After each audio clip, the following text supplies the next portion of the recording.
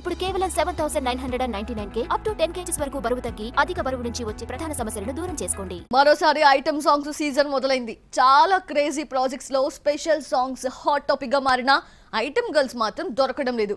ఎంతో మంది అనుకుంటున్నా ఒక్కరు సెట్ అవ్వడం లేదు. అప్కమింగ్ మూవీస్ లో స్పెషల్ సాంగ్స్ పై ఓలుక్కేద్దామా?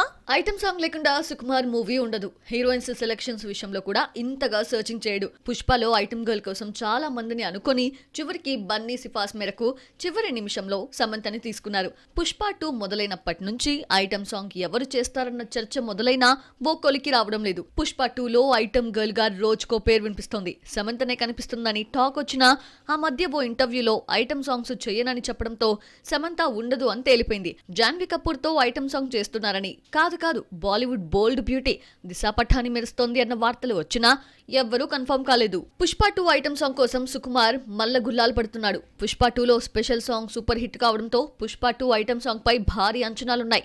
అంతకు మించి ఉండడం కోసం ఆలస్యం చేస్తున్నాడు. యానిమల్ తో క్రేజీ ఇమేజ్ సొంతం చేసుకున్న ట్రిప్టీ డిమ్రీ పేరు ప్రెజెంట్ చక్కలు కొడుతోంది. వరుస ఫ్లాప్లు పూజా హెగ్డేని ఇబ్బంది పెట్టాయి. హిందీలో అరాకొరా ఛాన్స్లున్నా తెలుగులో ఒక్క సినిమా కూడా లేదు. F3లో ఐటమ్ సాంగ్ తర్వాత టాలీవుడ్ కి దూరమైంది.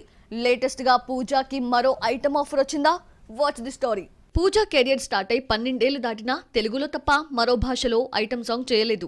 రంగస్థలంతో ఐటమ్ గర్ల్ గా మారి F3లో వెంకీ వరుణ్ తేజ్ తో ఆడి పాడింది. ఆ తర్వాత టాలీవుడ్ హ్యాండ్ ఇచ్చిన దేవరలో ఐటమ్ సాంగ్ చేస్తోంది అన్న వార్త చక్కలు కొడుతోంది. సలార్ 2లో కియారాకు ఐటమ్ సాంగ్ ఆఫర్ వచ్చిందట. 700 కోట్ల గ్రాస్ కలెక్ట్ చేసిన సలార్ కి సీక్వెల్ గా సలార్ 2 త్వరలో మొదలు కానుంది. ఇందులో కియారా ఐటమ్ సాంగ్ పై చర్చ నడుస్తోందట. మరి ఈ అమ్మడు ఒప్పుకుంటుందో లేదో చూడాలి. అదేంటో గాని ఈ అమ్మడిని బడా ఆఫర్స్ ఒకేసారి ముంచెత్తాయి. విజయ్ నటిస్తున్న తమిళ చిత్రం గోట్లో ఐటమ్ గర్ల్ గా శ్రీలీల పేరు చాలా రోజులుగా వినిపిస్తోంది. అయితే ఐటమ్ సాంగ్ తో తమిళంలోకి ఎంట్రీ ఇవ్వడం కరెక్ట్ కాదన్న ఉద్దేశంతో ఈ బంపర్ ఆఫర్ ని శ్రీలీల రిజెక్ట్ చేసిందట. గుంటూరు కారంలో కుర్చీ మడత పెట్టి సాంగ్ కి ఇంప్రెస్ అయిన వెంకట్ ప్రభు ఐటమ్ సాంగ్ ఆఫర్ ఇచ్చారట.